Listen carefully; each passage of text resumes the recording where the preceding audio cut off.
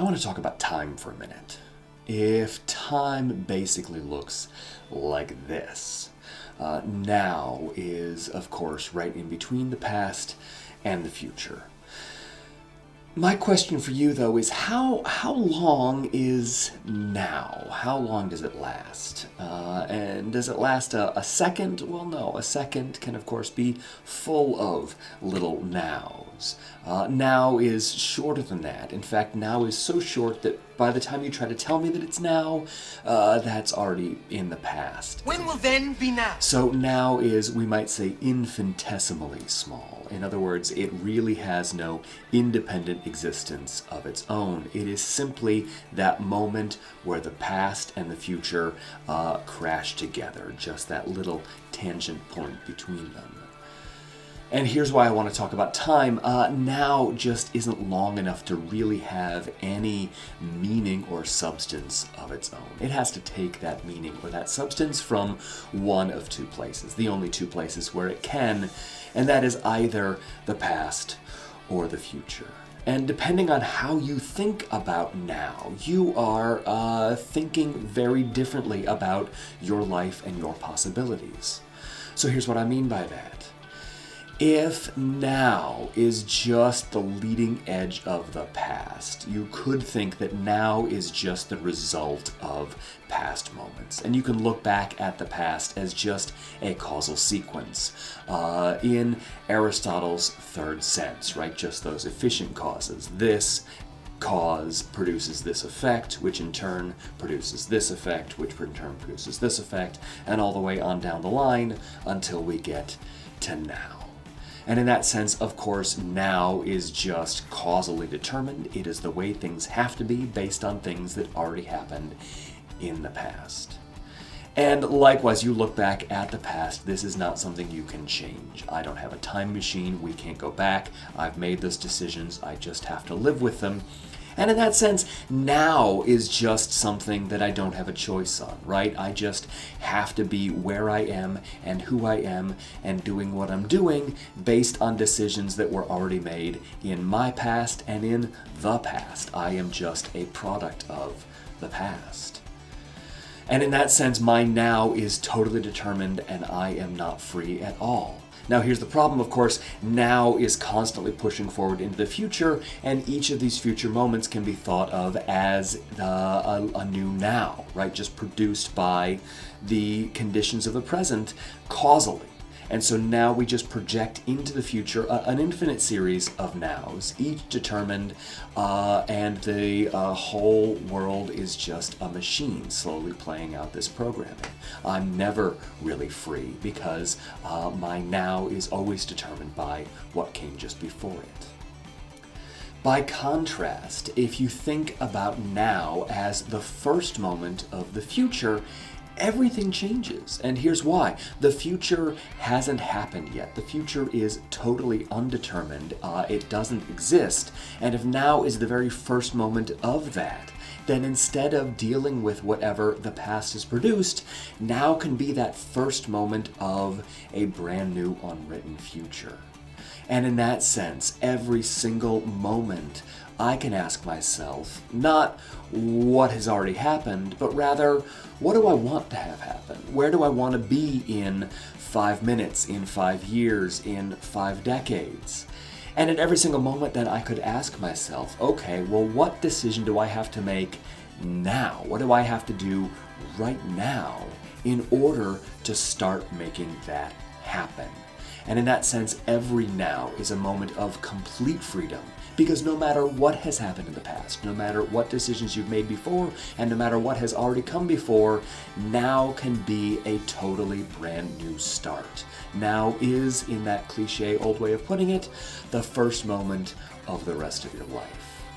Right now, if you wanted to, could you shut down your computer, walk away from it, leave your entire life and all of your possessions behind, hitchhike your way down to South America and become a revolutionary? Try to join up with the Zapatistas. You could. Right now, if you really wanted to, could you pack up a few belongings and move up to the Midwest and try to get work as a soybean farmer? Yes, you could. It's possible. Right now, if you wanted to, you could walk away from everything and try to make your way to Tibet, where you work on becoming a Buddhist monk. Right now, if you wanted to, you could leave your life and all of your commitments behind and just go into downtown Dallas and be a homeless sage wandering, talking to people. Right now, if you wanted to, you could leave everything behind and just go do something completely different with your life. Right now, in other words, you don't just have a couple of possibilities. Do I have tacos for dinner or do I have hamburgers?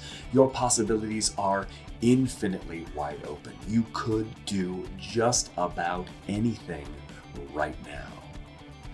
And that is regardless of the decisions you made this morning. That's regardless of the decisions you made yesterday or 5 years ago.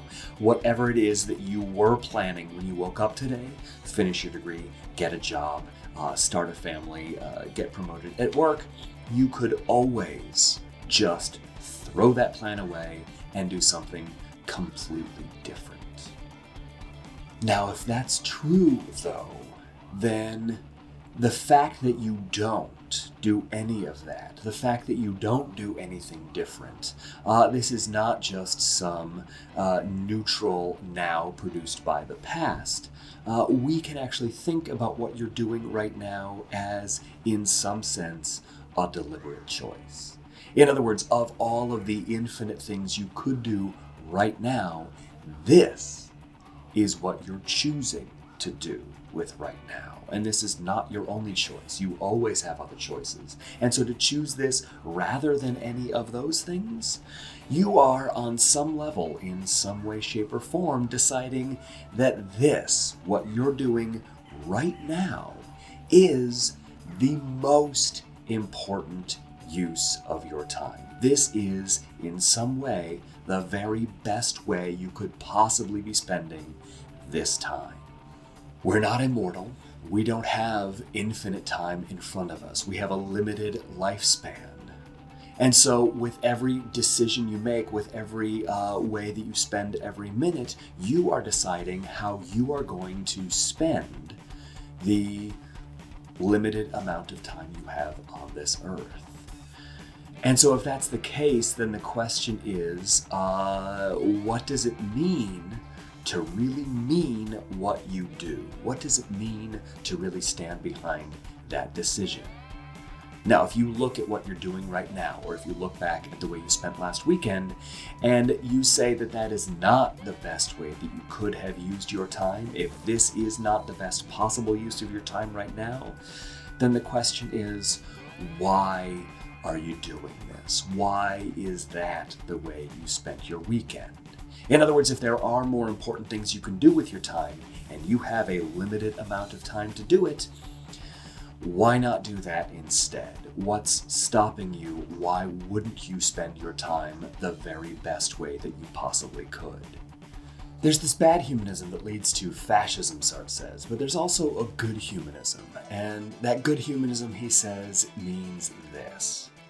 Man exists outside of himself. It's by projecting himself beyond himself that he makes man to exist.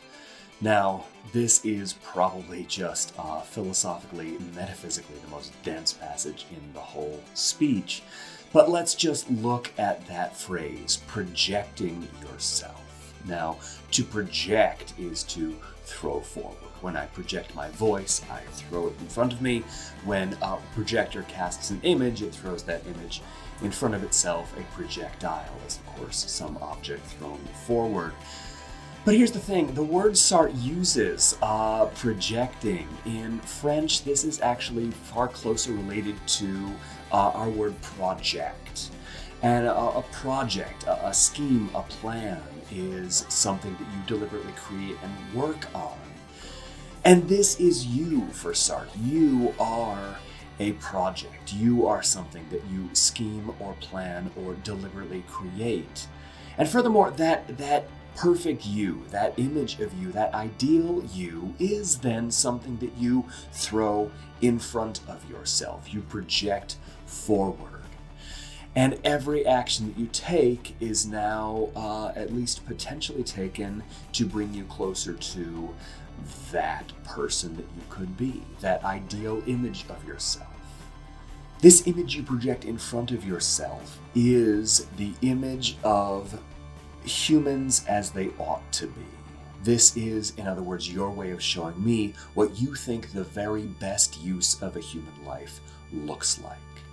And here is Sartre's point. If you've thought this through carefully, then you are making these decisions consciously and intentionally. And if you haven't thought it through carefully, you are still making these decisions. You are still acting to become something. You are still choosing to use your time one way rather than another. And so whether you recognize it or not, whether you are aware of it or not, you are constantly showing me what you think the very best human life looks like. As you look back on how you spent last weekend, in other words, that you are in some sense telling me is the best way that anyone could have spent their weekend. Now, if you look back on how you spent last weekend and you think, no, that was certainly not the best use of my time, that was not how I would tell anyone to spend their weekend, then what you're telling me is that you don't approve of how you spent last weekend. You don't need me to disapprove. You don't need God to disapprove. You don't need Jean-Paul Sartre to disapprove. You disapprove of the decisions you made. And likewise, if the way you are spending this moment right now is not the very best use of your time, then why are you doing it?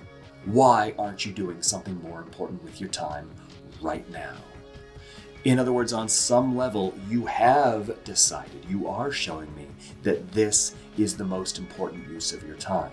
If now you suddenly think about it, you reflect on it, and you realize that this is not the best use of your time, then you don't approve of what you're doing right now. You don't really mean what you're doing. This is a question of what it means to really mean what you do, to really believe in your own actions and your own decisions. It's a matter of being able to look at how you spend your time and say, yes, that is who I mean to be. That is what I mean to do. These are the values that I mean to commit myself to. And remember, in this sense, you choose for all. You are really telling me this is the very best way that anyone could spend their life. And if you don't think that your life is the very best version of a human life, then you don't really believe in what you're doing. And if you don't believe in what you're doing, then Sartre says, we can judge. We can just say, you are being dishonest with yourself. You are hiding from your responsibility. You are the one who needs to live up to the standards that you are setting for yourself. You don't need philosophy or religion or other people to do that. You are already judging yourself. And this, at the end of the day, is the way that existentialism is a humanism. In drawing your attention to your responsibility and your freedom, Sartre is showing you how your life is a project. The project of making man to exist, which is to say the project of showing me what a human life ought to look like. In every decision you make, you build the only human life that you've been given, yours. And if you're not building that to the very best of your ability, then what are you even doing with your life? This is the awful responsibility of freedom, that you are nothing other than what you make of yourself.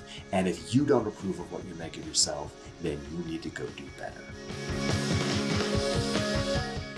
If the project of philosophy is the project of thinking for yourself, then Sartre's existentialism is simply one version of what that project really entails. This is not just the epistemological project we've seen in Descartes and Kant, coming to figure out what you believe and why.